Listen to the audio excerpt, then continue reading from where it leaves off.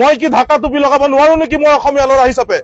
মই কি জয় জয়সাৰ ক'ব নোৱাৰিম নেকি মই অসমীয়া ল'ৰা ছোৱালী হিচাপে? আমাৰ অসমীয়া ল'ৰা ছোৱালীয়ে কি গোৰ্খাৰ মাজত ভাগ আনিব খুজিছে নেকি আপুনি? মই অসমীয়া ল'ৰা, আপুনি যদি ডিঙিত গামোচা ল'ব পাৰে, আমিও গোৰ্খা কোট পিন্ধিব পাৰো, ঢাকা টুপি খাদা লগাব পাৰো। আপোনাক স্পষ্ট বাৰ্তা দিছো। নমস্কাৰ। আচলতে যোৱাকালি এক বিশেষ পৰিস্থিতিত আমাৰ নদুৱাৰ সমষ্টিটো এক অশান্ত কৰাৰ তথা আমাৰ ভাতৃঘাতে কিছু মিছ আণ্ডাৰষ্টেণ্ডিং কৰাৰ কাৰণে এটা সক্ৰিয় শক্তিয়ে, কংগ্ৰেছৰ এটা শক্তিয়ে বিশেষভাৱে পৰিকল্পনা কৰি আছে। সেই সুযোগত মই কেইটামান কথা ক'ব বিচাৰো যে আজিৰ দিনটোত এটা পৰিৱেশ ৰচনা হৈছে নদুৱাৰ সমষ্টিটোত ভাৰতীয় জনতা পাৰ্টিৰ পক্ষে। তাৰ উমান পাই পেলাই কংগ্ৰেছ দলে ক'তো মিটিং কৰিবলৈ পৰা ক্ষমতা তেওঁলোকৰ নাই। 100জন মানুহ বহাই পেলাই ক'ৰবাত যে মিটিং কৰিব তেনেকুৱা এটা পৰিস্থিতি তেওঁলোকৰ নাই। তেওঁলোকে উপায় নাপায়, তেওঁলোকে এতিয়া এটা আশ্ৰয় লৈছে, তেওঁলোকে সংঘৰ্ষ, তেওঁলোকে অশান্তি প্ৰিয় এক কাম কৰি পেলাই তেওঁলোকে সংঘৰ্ষৰ মাজলৈ যাব বিচাৰিছে, চিম্পেথি ক্ৰিয়েট কৰিব বিচাৰিছে। চিম্পেথি ক্ৰিয়েট কৰি তেওঁলোকে ভোট গোটোৱাৰ এটা অপ্ৰাণ চেষ্টা কৰি আছে। যোৱাকালি যি ধৰণে ফেচবুক লাইভৰ জৰিয়তে আমিও দেখিছো যে ৰূপা কলিতা নামৰ ব্যক্তি এগৰাকীয়ে যে ফেচবুক লাইভ কৰিছে, তাত সুনীল ছেত্ৰী ডাঙৰীয়া কংগ্ৰেছৰ কেণ্ডিডেট গৰাকী মৰি যোৱাৰ নিচিনা এক পৰিৱেশ সৃষ্টি কৰিছে যে তেওঁ পানী দুটুপি নাপালে সেই সময়ত তেওঁ মৰিয়ে যাব নেকি, তেওঁ এনেকুৱাকে আঘাতপ্ৰাপ্ত হৈছে, তেওঁ এয়াৰ এম্বুলেন্স দি মুম্বাইলৈ লৈ যাব লগা হ'ব নেকি, অক্সিজেন দি ৰাখিব পাৰিব নেকি, তেনেকুৱা এটা পৰিৱেশ ক্ৰিয়েট কৰাৰ চেষ্টা কৰিছিলে। কিন্তু গোটেই বস্তুখিনি আমি যেতিয়া তন্নকৈ চালো, তেতিয়া আমি গম পাইছো যে এইটো এটা পৰিকল্পিত, এইটো এটা প্ৰি প্লেনিং কৰি পেলাই ভাৰতীয় জনতা পাৰ্টিক ব্লেম কৰিবৰ কাৰণে, তেওঁলোকে আমাৰ কৰ্মীসকলক ব্লেম কৰিবৰ কাৰণে একপক্ষীয়ভাৱে কৰা এক ষড়যন্ত্ৰ। এই ষড়যন্ত্ৰৰ প্ৰমাণ কেইটামান আজি আপোনালোকক দিব আহিছো। আপোনালোকে জানে যে যোৱাকালি 4 বজাত চাৰিদুৱাৰ হস্পিটেলত তেওঁক প্ৰথমতে ভৰ্তি কৰোৱা হৈছিল। প্ৰথম কথা, সুস্থ ৰাজনৈতিক পৰিৱেশত আপোনালোকে এজন মানুহ হিচাপে, এজন কেণ্ডিডেট যেতিয়া নপাম নিচিনা অঞ্চলত, তেজপুৰ সমষ্টিৰ অন্তৰ্গত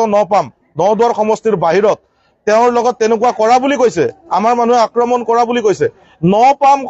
অঞ্চলৰ পৰা 10 বা 15 মিনিটৰ ভিতৰত তেজপুৰৰ নিচিনা বিভিন্ন অত্যাধুনিক হস্পিটেল আছে, কিন্তু তেওঁলোকে উভতাই লৈ আনিলে। আচলতে তেওঁলোকে উভতাই লৈ আনিছিলে ঘৰলৈ। ঘৰত আহি থাকোতে তেওঁলোকৰ বুদ্ধিটো খেলালে যে আমি হস্পিটেলত এডমিট কৰি দিয়াটো ভাল, তেতিয়া আমি এটা নিউজ কৰিব পাৰিম। আহি তেওঁলোকে চাৰিদুৱাৰ হস্পিটেলত, তেজপুৰৰ পৰা 10 কিলোমিটাৰৰ ভিতৰত নপাম পৰে, নপামৰ পৰা চাৰিদুৱাৰলৈ 40 কিলোমিটাৰ থাকে, তেওঁলোক ওলোটাই আহিছে 40 কিলোমিটাৰ। ইয়াত আহিলে, ইয়াত দেখিলে যে একো ইনজুৰি নাই, তেওঁলোকে ক'লে যে আমি ইয়াত যদি একো ৰিপৰ্ট নাপালো আমি টুমুকিলৈ গুচি যাম। টুমুকি গ'ল, টুমুকিতো সেই একো যেতিয়া হোৱাই নাই, ডক্টৰ এজনে কেনেকে তেওঁক কিবা এটা ৰিপৰ্ট দিব? টুমুকিতো সেই একে দশা। টাইমছ হস্পিটেলত আহিলে, টাইমছ হস্পিটেলতো সেই একে দশা। শেষত গৈ থৈ তেওঁলোকে EMM হস্পিটেলখন বিচাৰি ল'লে, আৰু EMM হস্পিটেলত তেওঁক ইমাৰ্জেঞ্চি সেৱাত ভৰ্তি কৰাইছিলে। এডমিট নহয়, ইমাৰ্জেঞ্চি সেৱাটোত যেতিয়া ইমাৰ্জেঞ্চি ট্ৰিটমেণ্ট তেওঁক বিচাৰিছিলে, তেতিয়া ডক্টৰে চাইছিলে, আৰু ডক্টৰৰ প্ৰেছক্ৰিপশ্যনখন আমি আপোনালোকৰ ওচৰত অৱগত কৰাব খুজিছো। আপোনালোকে জুম কৰিও ল'ব পাৰে এই ডক্টৰৰ প্ৰেছক্ৰিপশ্যনখন। আপোনালোকে যদি চাই, ইয়াত ব্লাড প্ৰেছাৰৰ পৰা তেওঁ বয়সৰ পৰা তেওঁৰ নামৰ পৰা সম্পূৰ্ণখিনিৰ তথ্য আছে, আৰু ইয়াত স্পষ্টভাৱে লিখা আছে তেওঁৰ কোনো ইণ্টাৰনেল বা এক্সটাৰ্নেল ইনজুৰি নাই, তেওঁৰ কোনো ভিতৰুৱা বা বাহিৰত তেওঁৰ কোনো আঘাতৰ চিন পোৱা হোৱা নাই। এইখন হৈছে EMM হস্পিটেলৰ, এইখন হৈছে প্ৰথমটো তথ্য। তেওঁ যেতিয়া এইখিনি তথ্য কৰিছিলে, তেওঁ বাধ্যবাধকতা কৰিছিলে তেওঁৰ ভেৰনীয়া গুণ্ডাখিনি, যি ভেৰনীয়া গুণ্ডা তেওঁৰ লগত পুহি ৰাখিছে, সেই ভেৰনীয়া গুণ্ডাক দি পেলাই মাতি আনি 30-40 জন লোকে EMM হস্পিটেলত এক অশান্তকৰ পৰিৱেশ সৃষ্টি কৰিব বিচাৰিছিলে। EMM হস্পিটেলৰ কৰ্তৃপক্ষ আশংকিত হৈছিলে তেওঁলোকৰ হস্পিটেলখনৰ কিবা অঘটন কৰিব নেকি, বা তেওঁলোকৰ যি হস্পিটেলৰ ডক্টৰ নাৰ্ছ তেওঁলোকক কিবা অঘটন কৰিব নেকি। সেই পৰিপ্ৰেক্ষিতত তেওঁলোকে আশংকাত, ভয় আৰু আশংকাৰে deputy commissioner, Sonitpur deputy commissioner DC ছাৰক এখন তেওঁলোকে এপ্লিকেশ্যন কৰিছিলে যে আমাৰ ইয়াত ল' এণ্ড অৰ্ডাৰ পৰিস্থিতি সৃষ্টি হ'ব পাৰে, ইমান মানুহে আমাক ঘেৰি ধৰিছে, এনেকুৱা এটা পৰিৱেশ সৃষ্টি হৈছে, গতিকে আমাক নিৰাপত্তা লাগে বুলি এইখন DC ছাৰক EMM হস্পিটেল কৰ্তৃপক্ষৰ তৰফৰ পৰা এই কাগজখন প্ৰেৰণ কৰিছিলে। এই কাগজখন আজি আমি আপোনালোকক সবিস্তাৰে দেখাব খুজিছো। কথাবিলাক শুদ্ধ প্ৰমাণ আকাৰে আমি যদি প্ৰতিফলিত কৰিব পাৰো, তেতিয়াহ'লে আমি যুগুত কৰিব পাৰিম।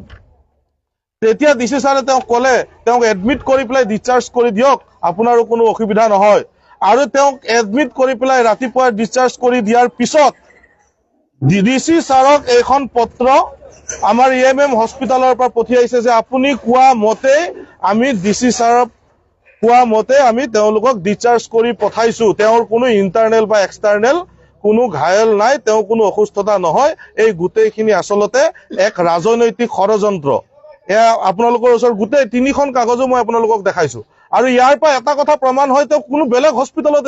আজিৰ দিনটো যাব নোৱাৰে এয়া ইএমএমৰ কৰ্তৃপক্ষই সহি কৰি পঠাইছে এতিয়া যদি কোনোবা বেলেগ এখন হস্পিটালৰ পৰা ডুপ্লিকেট সাৰ্টিফিকেট বনাবলৈ যায় তাতো তেওঁ ধৰা পৰিব আসলতে এয়া হৈছে কংগ্ৰেছৰ ৰাজনীতি এয়া হৈছে নিকৃষ্ট ৰাজনীতি এয়া মানসিকতাৰ পৰিৱৰ্তনৰ প্ৰয়োজন আছে যিজন ব্যক্তিয়ে তেওঁ সিদিনাখন দেখিছে দুদিন আগত প্ৰাণেশ্বৰ বসুমতাৰী ডাঙৰীয়াই খুকুৰি লৈ পেলাই আমাৰ যুৱকক কাটিবলৈ আহা জল পট দেখিছে সেই প্ৰাণেশ্বৰ বসুমতাৰীৰ লগত হাত মিলাই পেলাই ফটো উঠা মানুহ কোন আমাৰ নদুৱাৰ সমষ্টিৰ ৰাইজে নাজানে নেকি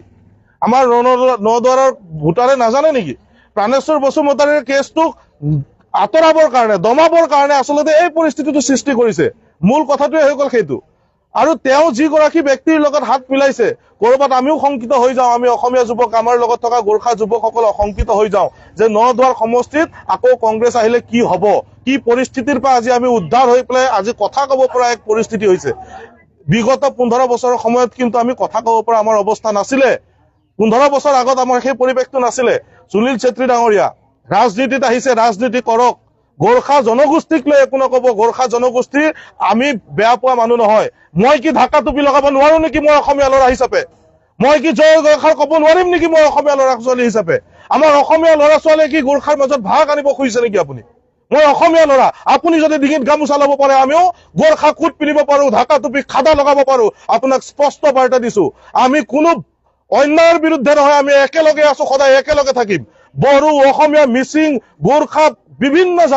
জাতি জনগোষ্ঠী মিলিহে আমি আছো আপোনালোকে আমাক ভাগ কৰাৰ চেষ্টা নকৰিব আমাৰ বিপদে আপদে গোৰ্খা মানুহ আহে মোৰ ঘৰৰ আগফালে পিছফালে গোৰ্খা মানুহ বসবাস কৰে আপুনি ভাবিছে নেকি আপোনালোকৰ এনে ধৰণৰ কথাত গোৰ্খা মানুহ পতিয়ন যাব মোৰ বিপদ হলে গোৰ্খা মানুহ এজনে আহি পেলাই মোক ওচৰত পাব অসমীয়া মানুহ এজনে নাপায় আপোনালোকে যি ধৰণৰ ৰাজনীতি কৰিছে কেৱল মাত্ৰ ভোট কিটাৰ কাৰণে ইলেকশ্যন আজি আহিছে কাইলৈ গুচি যাব আপুনি কি কৰিব তাৰ পিছত কি কৰিব আপুনি কয় আপুনি বিভিন্ন সোশ্যাল মিডিয়াত পাইছো আমাৰ গোৰ্খা ভাই ভনী সংগঠনৰ কিছু ব্যক্তিয়ে বিভিন্ন ধৰণে আমাক আঁতৰাই দিছে অসমীয়া মানুহ কি আপোনালোকৰ পৰা দূৰত নেকি আমি তেওঁলোকক সংগঠনৰ বিভিন্ন ব্যক্তিক প্ৰশ্ন কৰিব খুজিছো আপোনালোকে কি অসমীয়া মানুহ বেয়া পায় নেকি আমি গোৰ্খাক ভাল পাব নোৱাৰো নেকি আমাৰ এইখন স্বাধীনতা নাই নেকি আমাৰ লগত এই নৰেন্দ্ৰ সোণাৰ মোৰ লগত আছে এই নৰেন্দ্ৰ সোণাৰক কি মই লগত ৰাখিব নোৱাৰো নেকি তেওঁ মই সমভাগী হ'ব নোৱাৰো নেকি সুখ দুখৰ আমি সেই প্ৰশ্নৰ উত্তৰ বিচাৰিছো বিভিন্ন জিলা সমিতি আন্দোলন কৰিছে কিবা কৰিছে আমি দেখিছো আমি তেওঁলোকক কৈছো যে আমি সবিনয়েৰে কৈছো নদুৱাৰ সমষ্টিৰ ভিতৰৰ কথা নদুৱাৰ সমষ্টিৰ ৰাইজে বুজি পায় আপোনালোকে বাহিৰত থাকি বিভিন্ন জাতিগত প্ৰভেদৰ কাম ইয়াত নকৰিব আমি জাতিভেদ কৰিব বিচৰা নাই আমি অসমীয়াও ডাঙৰ হ'ব নোখোজো গোৰ্খাও ডাঙৰ হ'ব নোখোজো আমি সকলোৱে একেলগে হাতত হাত ধৰি আগবাঢ়ি যাব খোজো আমাৰ অধিকাৰ আছে এইখন কোৱাৰ অসমত থাকি পেলাই জয় আই অসম যদি সকলোৱে একেস্বৰে চিঞৰিব পাৰে জয় গোৰ্খাও চিঞৰিব পাৰিব জয় বড়ো হাৰিণীও চিঞৰিব পাৰিব সেইখন অধিকাৰ আমাৰ আছে আমি অসমীয়া হয় আমি অসমীয়া বুলি কওঁতে কেৱল মাত্ৰ কোচ কলিতা আহোম বামুণ নহয় আমাৰ অসমত বসবাস কৰা অসমক ভাল পোৱা প্ৰত্যেকটো জাতি আৰু জনগোষ্ঠীয়ে এক অসমীয়াৰ পৰিচয় আৰু অসমীয়া হিচাপে আমি খিলঞ্জীয়া হিচাপে জয় গোৰ্খাক পোৱাৰ অধিকাৰো আছে ঢাকা টুপি লগোৱাৰ অধিকাৰো আছে খাদা লগোৱাৰ অধিকাৰ আমাৰ আছে এই কথা কিন্তু সুনীল ছেত্ৰী ডাঙৰীয়া আপুনি পাহৰি নাযাব কাৰণ আপুনি যেতিয়া কংগ্ৰেছ দললৈ যোগদান কৰিছিল এক ৰাতিৰ ভিতৰত কি আপোনাৰ আলাউদ্দিনৰ চাকি জ্বলিল এক ৰাতিৰ ভিতৰত আপুনি নিজে যোনটো সংগঠনৰ লগত জড়িত আছিলে সদৌ অসম গোৰ্খা ছাত্ৰ সন্থাৰ নিচিনা এক সুন্দৰ মজিয়াৰ পৰা আপুনি একে ৰাতিয়ে কংগ্ৰেছ জইন কৰিছে আপুনি কাৰবাৰ গোৰ্খা মানুহৰ গোৰ্খা সমাজৰ লগত আলোচনা কৰিছিল নেকি আজি আপুনি কয় গোৰ্খাসকলে আমাক এনেকুৱা কৰিব নালাগে আমাৰ গোৰ্খাৰ ভাই হয় আমাৰ গোৰ্খা অঞ্চলত লুকৰা অঞ্চলত ভালুকপুং অঞ্চলত এই অঞ্চলখিনি চাৰিৰুৱাৰ অঞ্চলত বিভিন্ন গোৰ্খা সমাজ আছে এই গোৰ্খা সমাজৰ লগত আপুনি আলোচনা কৰি পেলাই কংগ্ৰেছ দল জইন কৰিছিল নেকি আপুনি